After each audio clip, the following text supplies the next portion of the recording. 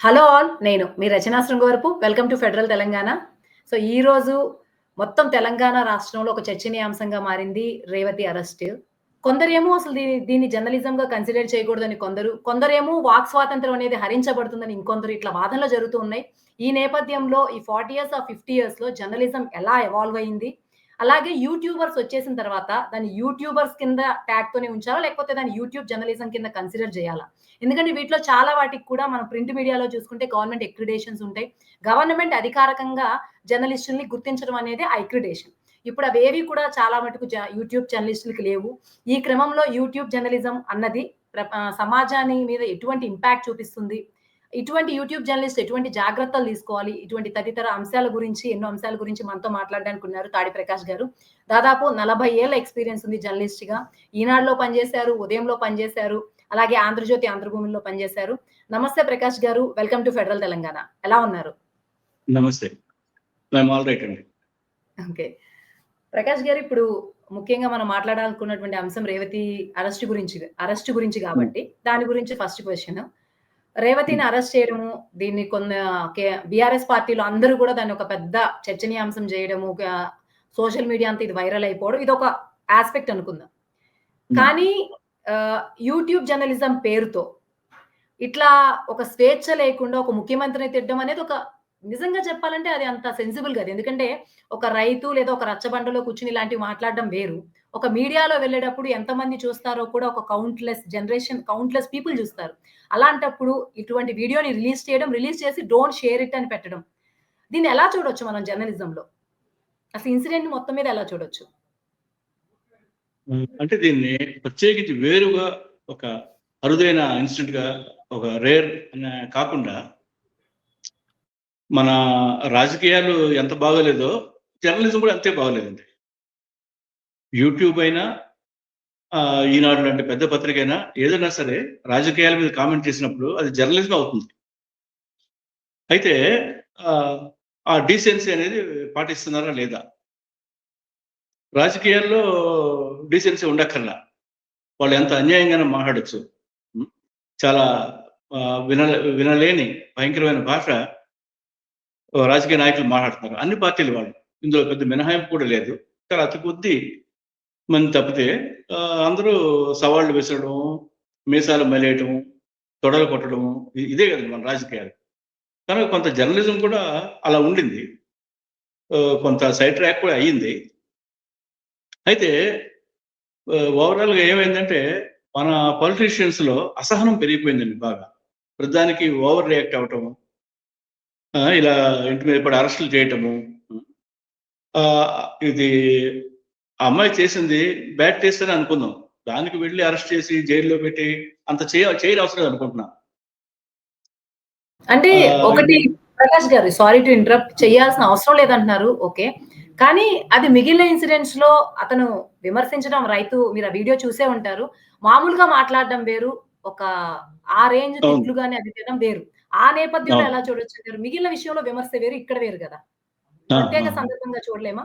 అదే ఈ అతి అనేది, ఈ ఓవర్ యాక్షన్ అనేది అన్ని చోట్ల ఉందని చెప్తాను. ఈ కాలంలో సినిమాలు గాని, జర్నలిజం పత్రికలు గాని, టీవీ ఛానల్స్ గాని, యూట్యూబర్స్ గాని ఎవరైనా కొందరు కొంచెం సంచలనం కోసము, కొందరు కాస్త పాపులర్ కావడం కోసం పెద్దవాళ్ళని ముఖ్యంగా ఏ సీఎం అన్నాం అనుకోండి, మనం అటెన్షన్ డ్రా చేయొచ్చు.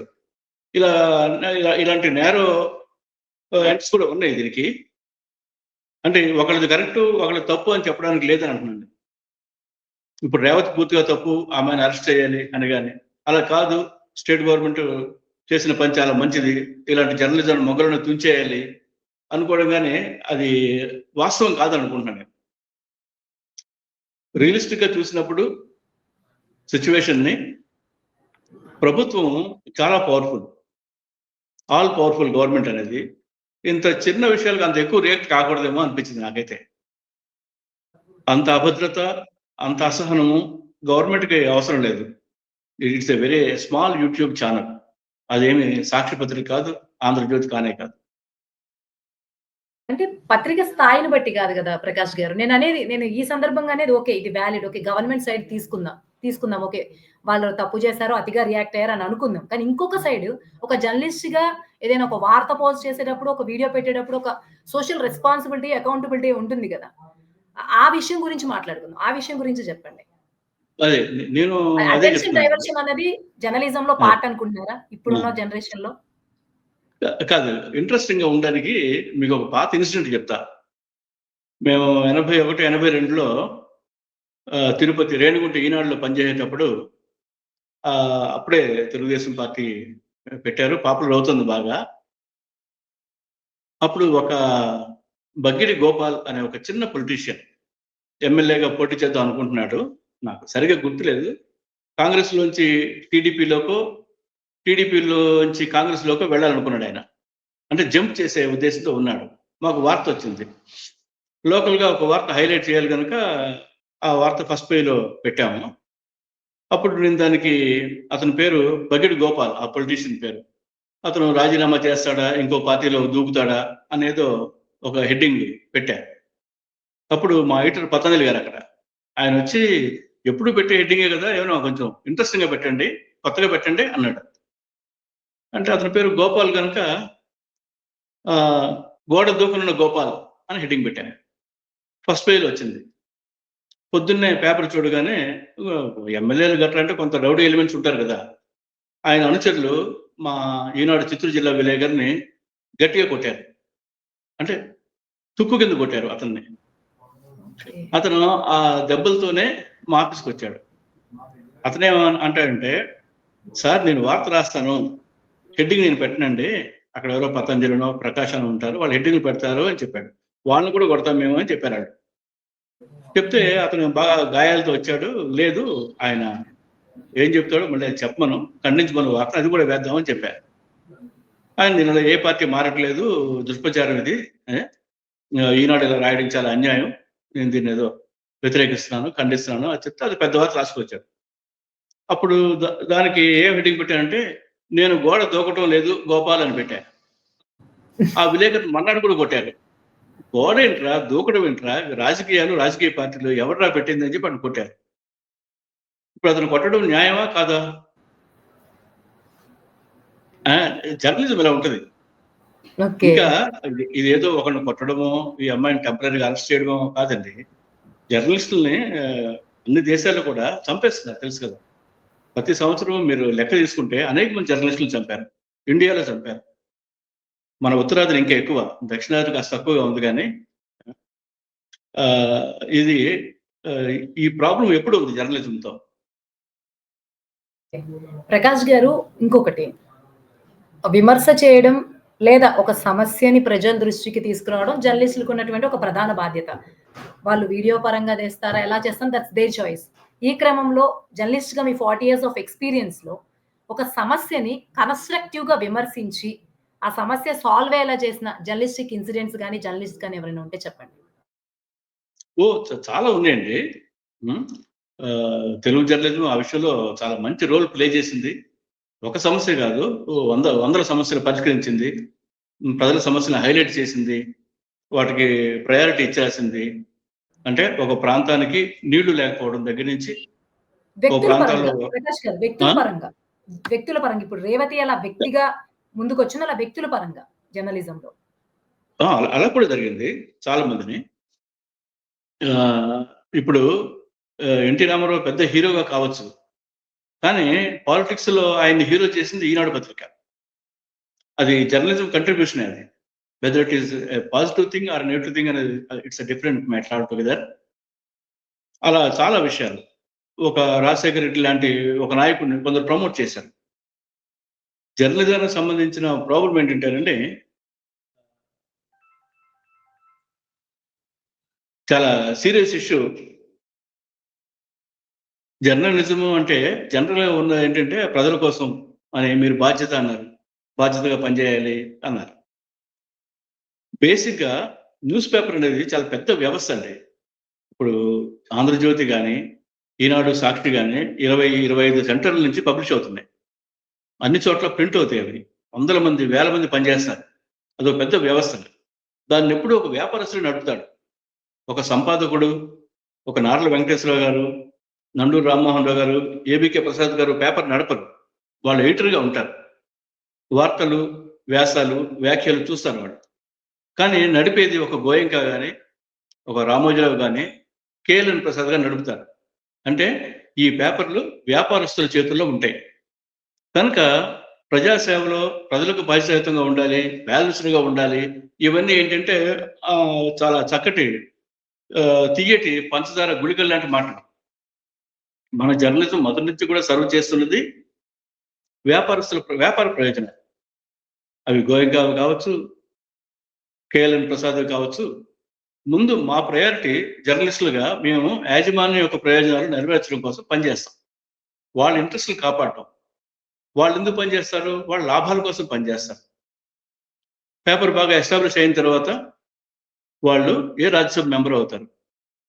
ఇప్పుడు డెక్కన్ క్రానికల్ వెంకటరామరెడ్డి గారు రాజ్యసభ మెంబర్ అయ్యాడు. ఆంధ్రజ్యోతి కేఎల్ఎన్ ప్రసాద్ గారు రాజ్యసభ మెంబరు. ఈవెన్ వార్త గిరీష్ సంఘి కూడా రాజ్యసభ మెంబర్ అయ్యారు. ఎలా అయ్యారు? కేవలం పేపర్ల వల్ల. అంటే పేపరు జర్నలిజం వేరు, రాజకీయాలు వేరు కాదు. జర్నలిజమే రాజకీయాలు. ఒక పేపరు ఎన్టీ రామారావుని ప్రమోట్ చేస్తే, ఒక పేపర్ రాజశేఖర రెడ్డిని ప్రమోట్ చేస్తుంది, ఒక పేపర్ చంద్రబాబు నాయుడిని ప్రమోట్ చేస్తుంది. కనుక ఇందులో ఎంత నీతి, ఎంత బాధ్యత, ఎంత డీసెన్సీ అనేది చాలా కష్టం. అన్ని కలిసిపోయి ఉంటాయి. కనుక డెఫినెట్గా జర్నలిస్టులు అంటే చదువుకున్న వాళ్ళు, ఈ సమాజం పట్ల కన్సర్న్ ఉన్నవాళ్ళు, ప్రజలకు మేలు జరగాలనుకునే వాళ్ళు డెఫినెట్గా ఉన్నారు. అయితే రాజకీయాలు ఎంత కరప్ట్ అయి ఉన్నాయో జర్నలిజం కూడా ఆ మేరకు కరప్ట్ అయింది. మేము పనిచేసిన లేట్ 70s అండ్ 80sలో ఇంత దుర్గతి లేదు. ఇప్పుడు ఏంటంటే అన్ని రకాలుగా సమాజం చాలా ఫాస్ట్గా మారింది. మన సమాజం విలువల పతనం అంటాం కదండి. అది ఒక్క జర్నలిజంలో కాదు, అన్ని రంగాలు జరిగింది. జ్యుడిషియరీ అలాగే ఉంది, పాలిటిక్స్ అలాగే ఉన్నాయి, ఇతర ప్రజా సంఘాలు అలా. వీటన్నిటికీ ఒక మేజర్ కారణం ఏంటంటే డబ్బు వచ్చి పడ్డమండి. అది సాఫ్ట్వేర్ వల్ల కానీ, అమెరికన్ డాలర్ కానీ, ఈ గల్ఫ్ పెట్రో డాలర్స్ కానీ వచ్చి పడి రియల్ ఎస్టేట్ చాలా అనూహ్యంగా పెరిగి బాగా కరప్ట్ చేసింది సమాజాన్ని. వీళ్ళందరూ మంచి, ఈ కొందరు చెడ్డ అని చెప్పడానికి లేదు. ఇదంతా కలగా పులగంగా అల్లుకుపోయిందన్నమాట ఇది. కనుక అలాంటప్పుడు అంటే ఇవి జరగడం చాలా సహజం అని చెప్పడమే నా ఉద్దేశం. జర్నలిజము 10 మెట్లు దిగజారింది, రాజకీయాలు 20 మెట్లు దిగజారినాయి. ఇంకొక విషయం, మీరు ఇవన్నీ చెప్పారు, ఎలా వార్తాపత్రికల ద్వారా రాజకీయ నాయకులుగా ఎదిగారు, అలాగే రాజకీయ నాయకుల్ని కూడా వార్తాపత్రికల ద్వారానే ఎస్టాబ్లిష్ అయ్యారు కూడా. ఈ సందర్భంలో మీరు ఈ 40 years ఆఫ్ ఎక్స్పీరియన్స్ లో ప్రింట్ మీడియాని ఇప్పటికీ చాలా మంది చూస్తున్నారు పాఠకులు, దట్స్ అగ్రీడ్. కానీ జనరేషన్స్ పెరిగే కొద్దీ ముందున్న జనరేషన్స్ అంతా కూడా ఎక్కువ విజువల్ మీడియా వైపు ఆకర్షితులవుతున్నారు. షార్ట్ న్యూస్ యాప్స్ అంతా కలిపి ఒక 2-3 వాక్యాలు వచ్చే చూడడానికి ఇష్టపడుతున్నారు. అంతా కూడా ఇండిపెండెంట్ గా, అంటే ఇంత పెద్ద వ్యవస్థగా ఒక ఈనాడు, అవి ఎప్పుడు ఉంటూనే ఉంటాయి, ఇవి కూడా వస్తూ ఉన్నాయి ఆన్ ప్యారలల్ లో. సో ఈ చేంజెస్ ని మనం ఎలా చూడొచ్చు? ఆ స్టాండర్డ్స్ పెరుగుతాయా, తగ్గుతాయా? అప్పుడు ఎటువంటి ఇంట్రెస్ట్ వీళ్ళు కాపాడతారు? ఎటువంటి ఇంట్రెస్ట్ కోసం వీళ్ళు పనిచేస్తారు? అదే ఇందాక రెస్పాన్సిబుల్ గా ఉండటం అన్నారు జర్నలిజం అంటే. ఇప్పుడు స్టాండర్డ్స్ అని అంటున్నారు. మనకు ప్రమాణాలు ఏవి వచ్చినాయండి? ఎప్పుడో కాదు, చాలా ఏళ్ల క్రితం దిగజారున్నాం మనం. కొత్తగా దిగజారడానికే టైం ఇంకా ఉంది తప్పితే. సారీ టు ఇంటరప్ట్, ఒక్క విషయము. రైట్, సంస్థలో ఉన్నప్పుడు ఒక ఉద్యోగిగా సంస్థ ప్రయోజనాల గురించి పనిచేయడం కామన్, అది అగ్రీడ్ పాయింట్. అది వాళ్ళు ఏం చెప్తారు, వాళ్ళ ఇంట్రెస్ట్ ప్రకారం పనిచేస్తాం. కానీ ఇండిపెండెంట్ జర్నలిజము ఇవన్నీ వచ్చినప్పుడు ఆ వ్యక్తికి నిబద్ధత ఉంటే మేబీ అది ఈ స్టాండర్డ్స్ ని పెంచడానికి కానీ, ఒక ప్రమాణికాన్ని సృష్టించడానికి ఒక మార్గంగా కూడా మనం చూడొచ్చు కదా. ఈ మార్పులో ఒక భాగంగా అందరూ అలా ఉండకపోవచ్చు, కొందరు. డెఫినెట్ గా కొందరు ఎప్పుడు అంటే అది ఎప్పుడు గ్రిమ్ మైనారిటీ అండి. అంటే సిన్సియర్ గా పనిచేద్దాం అనేవారు, తెగించి పనిచేద్దాం, ప్రజల కోసం ఏది ఏమైనా ప్రజల వైపే ఉందాం అనుకునే వాళ్ళు చాలా తక్కువ మంది ఉన్నారు. ఎందుకంటే మనీ బాగా కరప్ట్ చేసిందండి ఈ సమాజాన్ని.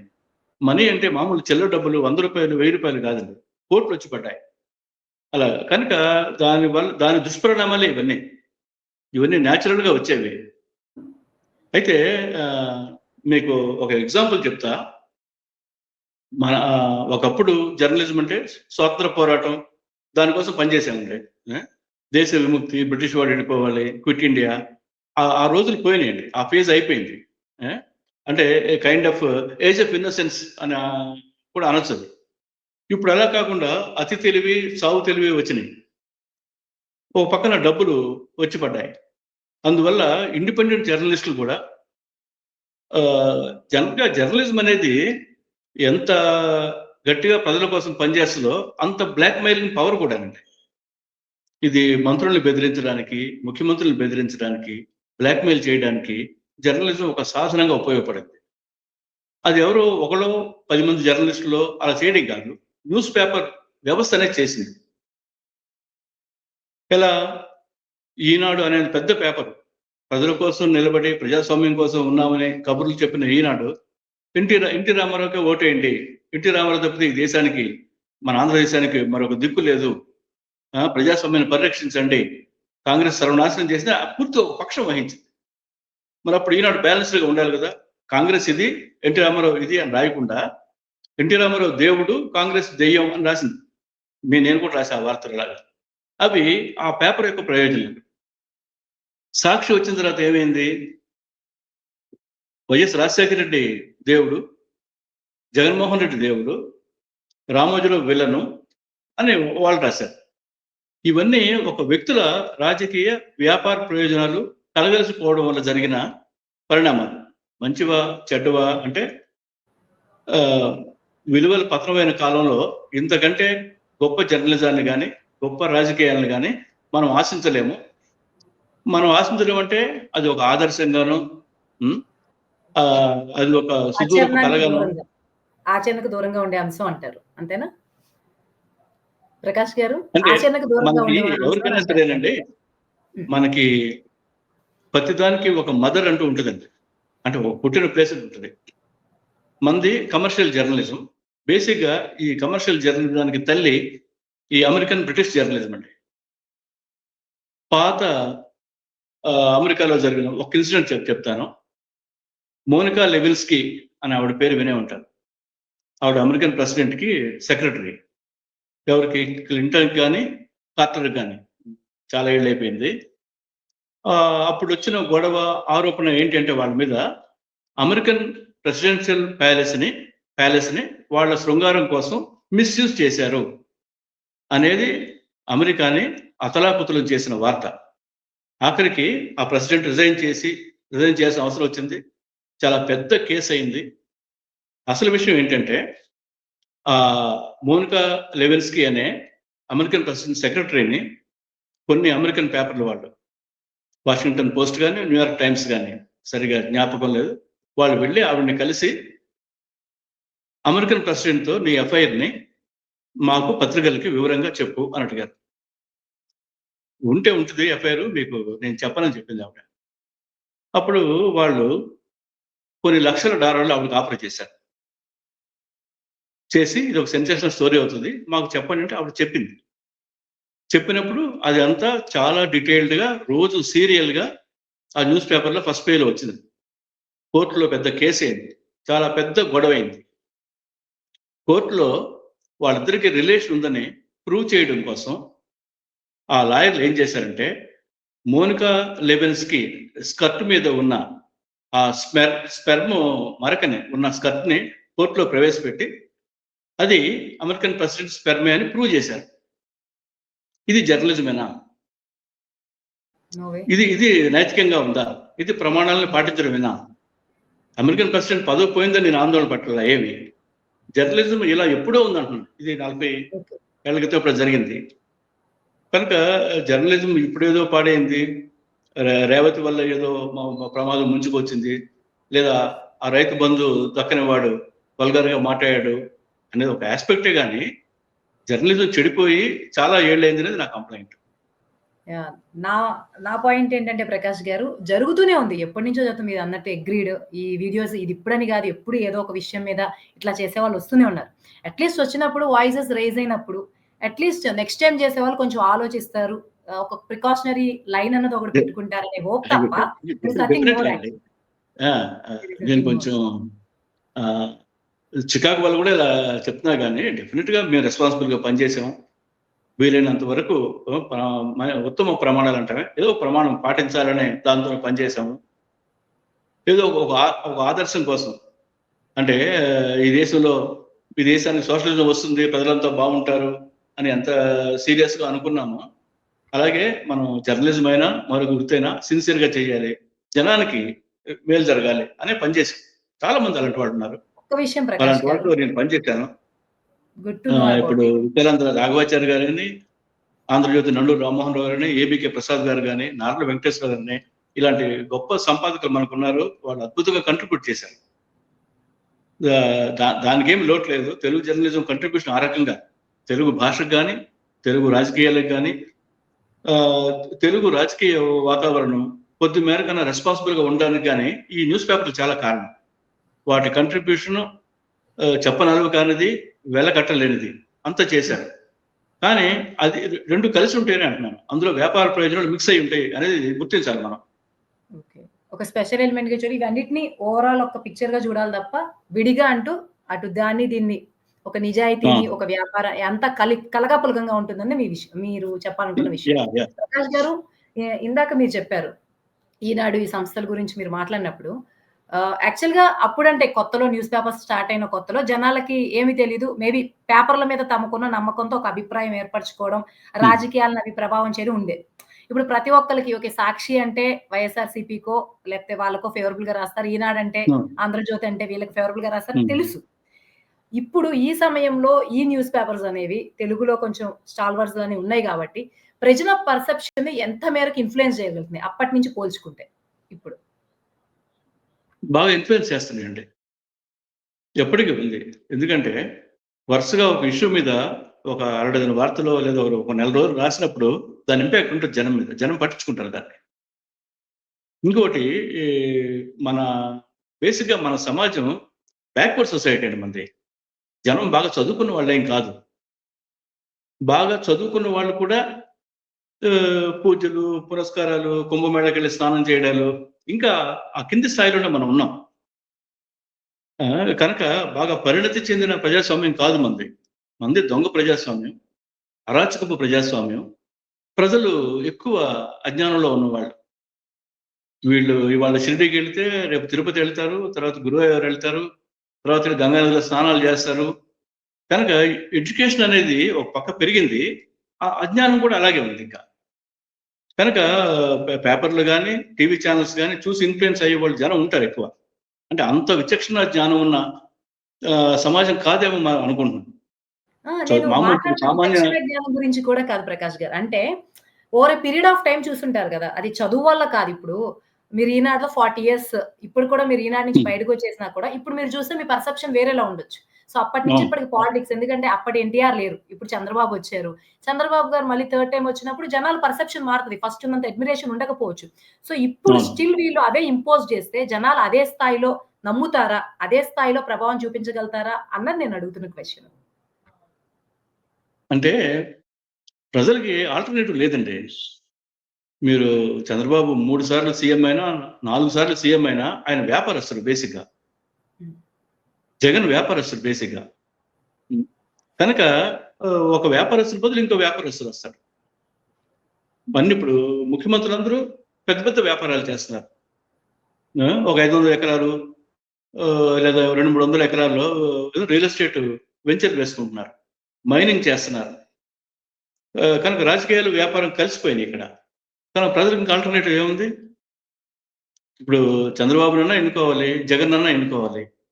ఇక్కడ కేసీఆర్‌నన్నా ఎన్నుకోవాలి, కాంగ్రెస్ రేవంత్ రెడ్డి గారన్నా ఎన్నుకోవాలి. We have no choice. ఎవరన్నా పవిత్రంగా ఉండి మేము ప్రజల కోసం పనిచేస్తామంటే వాళ్ళకి ఎవరు ఓటేసేవాళ్ళు లేరు కదా! ఎందుకంటే money is ruling the roast. Ultimate thing అంతా డబ్బొక్కటే అయింది. అయినందువల్ల మనకి దుస్థితి దాపురించింది. ఇది సహజంగా జరిగేదే. మన అప్పటికే కాదు, దేశంలో అన్ని రాష్ట్రాల్లో జరిగింది ఇది.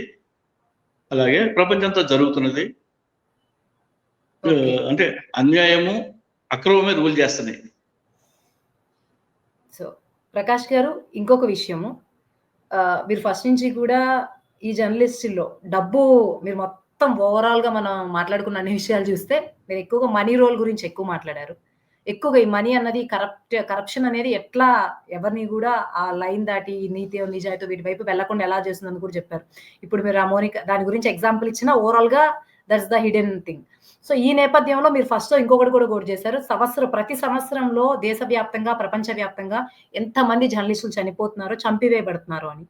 సో, వాళ్ళని ఎలా చూడొచ్చు మనం? వాళ్ళు అన్‌కరప్టెడ్ వాళ్ళు కూడా నంబర్ కూడా వాళ్ళది కూడా ఎక్కువుందని కూడా మీరే స్టేట్ చేశారు. సో, అవును. ఆ నిజాయితీని దాన్నెట్లా చూడొచ్చు ఈ జర్నలిజంలో? అదేనండి. నిజాయితీ గలవాళ్ళు, సిన్సియర్‌గా పనిచేసే వాళ్ళు ఎప్పుడూ ఉంటారు. వాళ్ళు తక్కువ మంది ఉంటారు.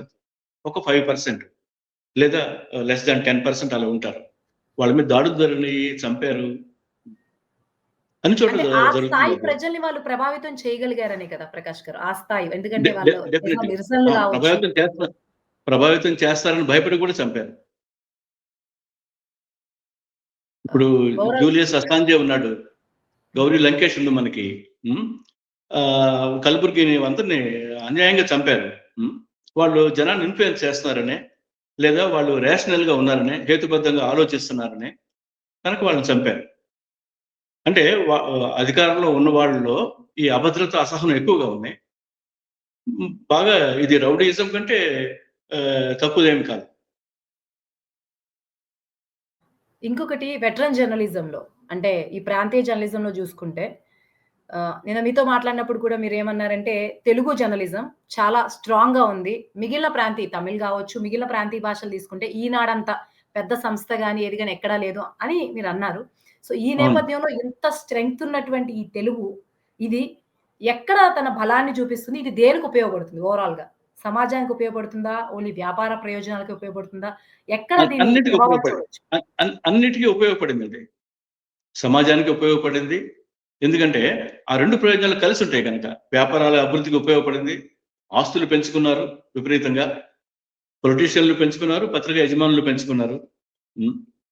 ఆహ్, ఒక ఫిల్మ్ సిటీ కట్టగలిగాడంటే రామోజీరావు 2000 ఎకరాల్లో. హ్మ్. దానికి బేస్ ఈనాడు అని గుర్తుపెట్టుకోండి. దానికున్న ఇన్‌ఫ్లుయెన్స్ వల్ల, దానికున్న పవర్ వల్ల, ఒక రాష్ట్ర ముఖ్యమంత్రిని మార్చగలిగిన పేపర్ అది. అయితే తెలుగులో ఇందాక జర్నలిజం వరకు చూస్తే ఈనాడు రాకముందు, ఈనాడు 74లో వచ్చిందండి. ఈనాడు రాకముందు ఆంధ్రపత్రిక, ఆంధ్రప్రభ, ఆంధ్రజ్యోతి చాలా గొప్ప రోల్ ప్లే చేసినాయి. విశాలాంధ్ర చాలా మంచి జర్నలిస్టులను తయారు చేసినవి. ఇప్పుడు మేమంతా వచ్చిన వాళ్ళం ఆ బేస్ నుంచి వచ్చిన వాళ్ళం. పెద్ద పెద్ద జర్నలిస్టులు అందరూ కూడా ఒక ఒక టైంలో. అలాగే 84లో ఉదయం వచ్చింది. 94, 95లో వార్త వచ్చింది. ఇన్ని పేపర్లు, ఇంత ఇన్‌ఫ్లుయెన్షియల్ పేపర్. ఉదయం చాలా పెద్ద పేపర్‌గా ఉండింది. ఒక 10 ఏళ్ల లోపే ఉన్నప్పటికి. వార్త చాలా బాగా మోస్ట్ మోడర్న్ కంప్యూటరైజ్డ్ పేపర్ వార్త. ఆహ్, మన తెలుగులో ఇన్ని పేపర్లు ఉండటం, పేపర్ల మధ్య ఏ కైండ్ ఆఫ్ ఏ కాంపిటీషన్ ఉండటం, అది ప్రజలకు ఉపయోగపడింది. బోలెడన్ని ప్రజల సమస్యల పరిష్కారానికి అవి చాలా గట్టిగా ఫైట్ చేసినాయి. అట్ ది సేమ్ టైమ్ వ్యాపార ప్రయోజనాల్ని కాపాడుకున్నాయి. ఆ! తెలుగులోనే ఈ ఈ జర్నలిజం లేదా ఈ సంస్థలు ఇంత స్ట్రాంగ్‌గా గ్రో అవ్వడానికి చెన్నై కూడా ఆల్‌మోస్ట్ ఆల్ ఉమ్మడిగా కూడా మనం ఉన్నాం కాబట్టి ఎందుకు చెన్నై లాంటివి డెవలప్ కాలేకపోయినాయి అనుకుంటున్నారు? అంటే మనకొక ట్రెడిషన్ ఉందండి మొదటి నుంచి కూడా. అలాగే మన ప్రాంతం కొంచెం రిచ్ ప్రాంతం కూడా. డబ్బులున్న కోస్తా అగ్రేరియన్ ఆహ్, ప్రాఫిట్స్ ఆర్ క్యాపిటల్‌తోనే తెలుగు సినిమా బతికింది చెన్నైలో. అలాగే ఆ పేపర్‌లు అవి పెట్టడానికి ఆ వేరువితాలు అంత ఉన్న పెట్టుబడిదారులు మనకున్నారు. అలాగే బాగా రామోజీరావు లాంటి బాగా ముందు చూపున్నవాళ్ళు. ఒక పేపర్ ఇవాళ ప్రారంభిస్తే 10 ఏళ్ల తర్వాత ఏమవుద్ది? దాన్ని విజువలైజ్ చేయగలిగిన వాళ్ళు మనకున్నారు అలాగా. చాలా బ్రిలియంట్ క్యాపిటలిస్టులు మనకున్నారు.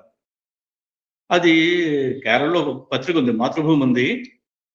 హిందీలో ఒక పెద్దదున్నాయి గానీ వెర్నాక్యులర్ జర్నలిజం వరకు, ప్రాంతీయ జర్నలిజం వరకు ఆంధ్ర, తెలంగాణ పేపర్‌లు చాలా గొప్ప రోల్ ప్లే చేసినాయండి. మోస్ట్ మోడర్న్ జర్నలిజం కూడా. భాషాపరంగా గాని, ఈ కంప్యూటర్‌లు తీసుకురావడం గాని, మల్టీ కలర్ ప్రింటింగ్ డైలీ పేపర్‌లు తీసుకురావడం గాని, అన్నిట్లో తెలుగు పత్రికలే ముందున్నాయి. తెలుగు పత్రికలదే పైచేయి, సర్క్యులేషన్ వీళ్ళదే ఎక్కువ. 10 లక్షల పై అమ్మడం అంటే ఒక Telugu paper it's not small thing. Okay. Prakash గారు ఫైనల్ క్వెషన్ దీంతో ఇంటర్వ్యూని ముగిద్దాం. అదేంటంటే ఫైనల్‌గా వ్యాపార ప్రయోజనాలు, కొంత సొంత ప్రయోజనాలు అన్నీ మిక్స్ అయిపోయిన ఈ జర్నలిజంలో ఇప్పుడు ఎవరైనా ఒక మంచి జర్నలిస్ట్‌గా రావాలనుకుంటే హౌ దే మస్ట్ వాళ్ళెలా అడాప్ట్ అవ్వాలి? ఎటువంటి ప్రణాళికతో వాళ్ళు ముందుకెళ్ళాలని మీరనుకుంటున్నారు? ఒకటి మంచి జర్నలిస్టుల అవసరం ఉంది. వాళ్ళు బాగా చదువుకున్న వాళ్ళే ఉండాలంటే. ఈ సమాజం పట్ల, ఈ పేద జనం పట్ల కొంత కన్సర్న్, కొంత కమిట్మెంట్ ఉన్నవాళ్ళు అయి ఉండాలి. వాళ్ళు కొత్తగా నేర్పేది, పేపర్‌లో వాళ్ళు ముద్రించేది ఏమి ఉండదు గానీ, వాళ్ళు మంచి జర్నలిస్టులు ఎవాల్వ్ కావచ్చు. ఇప్పుడు 'హిందూ' లాంటి పత్రికల్లో, 'ఇండియన్ ఎక్స్‌ప్రెస్‌లో', 'క్రానికల్‌లో' ఇప్పటికీ అనేక మంది జర్నలిస్టులు నా మిత్రులున్నారు. దే ఆర్ బ్యూటిఫుల్‌గా రాస్తారు వాళ్ళు. చాలా బాగా విశ్లేషించగలరు. ఇంకా ప్రామాణికమైన జర్నలిజం అని మనం అనుకున్నది ఉంది. అది ఎక్కడికి పోలేదు. అలా ఎవరైనా ఒక జర్నలిస్ట్ అలా తయారవ్వడానికి పరిస్థితి కూడా ఉంది. ఇప్పుడు ఏషియన్ కాలేజ్ ఆఫ్ జర్నలిజం ఉంది చెన్నైలో. ఈవెన్ ఈనాడు జర్నలిజం స్కూల్ గాని, ఆంధ్రజ్యోతి, సాక్షి స్కూల్స్ గాని చాలా మంది జర్నలిస్టులను ప్రొడ్యూస్ చేస్తున్నాయి. అయితే దీనికి ఏంటంటే మంచి లాంగ్వేజ్, మంచి అభిరుచి, తెలుగు, ఇంగ్లీషు బాగా రావటం ఇవన్నీ బేసిక్ క్వాలిటీస్. తర్వాత నువ్వు ఎలా ఎదుగుతావు, పత్రిక ఎడిటర్ అవుతావా, రిపోర్టర్ అవుతావా, సీనియర్ జర్నలిస్ట్‌గా రాణిస్తావా అనేది that is up to the times and people. ఒక్కొక్కళ్ళు అనుకుంటారు. ఇప్పుడు ఒకడు రచయిత అవుతాడు, ఒకడు కవి అవుతాడు, ఒకడు వ్యాసకర్త అవుతాడు. అలాగే మంచి జర్నలిస్ట్ అవ్వడానికి బోలెడంత అవకాశం ఉంది పేపర్‌లో. బాగా రాయడమే క్రైటీరియా. ఇందాక మీరన్నట్టుగా ఈ విజువల్ మీడియా ఎక్స్‌ప్లోజన్ తర్వాత రాసేవాళ్ళు తగ్గారు బాగా. చదివేవాళ్ళు కొంత తగ్గినట్టుగానే రాసేవాళ్ళు కూడా తగ్గారు. దాన్ని మనం ఆపలేం. ఎందుకంటే విజువల్ మీడియా అటాకు వాట్సాప్ గానీ, ఫేస్‌బుక్ గానీ, ఈ యూట్యూబ్ ఛానెల్స్ గానీ విపరీతమైన ప్రజల అటెన్షన్‌ని తీసుకున్నాయి. అంటే సినిమాలు ఎంత అన్యాయంగా అంటే కమర్షియల్ సినిమా అనేది దిగజారిందో, ఆ జర్నలిజం కూడా దుర్గతి పట్టింది. స్టిల్ మంచి జర్నలిస్టులు రావడానికైతే తగినంత వాతావరణం ఉంది. ఇన్ని పత్రికలు ఉండటం వల్ల. థాంక్ యూ ప్రకాష్ గారు. మొత్తం మీద మనం లేటెస్ట్ టాపిక్ అయిన రేవతి గారి ఇన్సిడెంట్‌తో స్టార్ట్ చేసాము. దాంతో అప్పటినుంచి ఇప్పటి వరకు జర్నలిజం యొక్క డార్క్ సైడ్ చెప్పారు. అలాగే హౌ ద ఎంప్లాయీస్ ఎలా సఫర్ అయ్యారు, నీతి నిజాయితీ ఉన్న వాళ్ళు కూడా ఎట్లా అయిపోతున్నారు. అట్ ద సేమ్ టైమ్ ఇండిపెండెంట్‌గా పనిచేసే వాళ్ళు కూడా ఎత్తగా ఆల్‌మోస్ట్ ఆల్ ఈ 40 ఇయర్స్ ఆఫ్ జర్నలిస్టిక్ జర్నీ గురించి ఏవైతే ఇంపార్టెంట్ ఆ టాపిక్స్ అన్నిటి గురించి కూడా చాలా ఇన్ఫర్మేటివ్‌గా మాట్లాడారు. Thank you so much Prakash గారు. ఇంత మంచి ఇంటర్వ్యూ ఇచ్చినందుకు. ఇంతటితో ఇంటర్వ్యూ ముగిద్దాం. Thank you. Okay. Thank you.